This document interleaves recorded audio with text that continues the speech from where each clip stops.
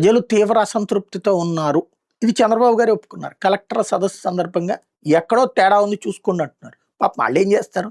ఏ కలెక్టర్‌కైనా స్వేచ్ఛ ఉందా? ఎమ్మెల్యే ఏం చెప్తే అది జేయాల. అక్కడ ఉన్నటువంటి ప్రభుత్వం వైపు నుంచి ఏం ఆదేశాలొస్తే అది జేయాల. ఒకటి ఏదన్నా చేద్దాము అనుకుంటే అక్కడున్న ప్రజాప్రతినిధులు ఒప్పించి చెయ్యాల.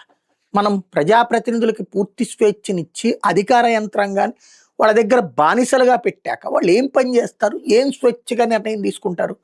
రోడ్డేద్దామని కలెక్టర్ అంటే ఆ రోడ్లో ఎవడన్నా వైసీపీ వాడు ఉంటే వాడికి ప్రయోజనం చేకూర్చాడు కలెక్టర్ గురించి అనుకుంటారు, లేకపోతే ఆర్ఐ గురించి ఆర్డీఓ గురించి అనుకుంటారు.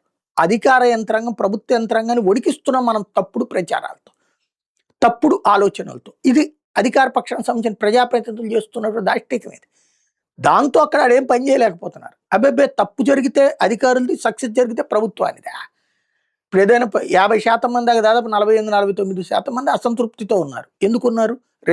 రెవెన్యూ భూమిలో ఏదైనా వివాదం పరిష్కరిద్దామని కలెక్టర్ ముందుకు వచ్చి, లేకపోతే రెవెన్యూ అధికారులు ముందుకు వస్తే వెంటనే దాంట్లో లిటిగేషన్ తీసుకొచ్చేసి అది వైసీపీ వాడికి ఫేవరు, లేకపోతే జనసేన వాడికి ఫేవరు, నువ్వెందుకు నిర్ణయం తీసుకుంటావు వాళ్ళ మీద రెచ్చిపోతున్నాం, రాజకీయ దాడి చేస్తున్నాం, లేదా వాళ్ళని కూడా ట్రాన్స్ఫర్ చేపిస్తాం. ఇంకా ఆడే పని చేస్తారు అక్కడ.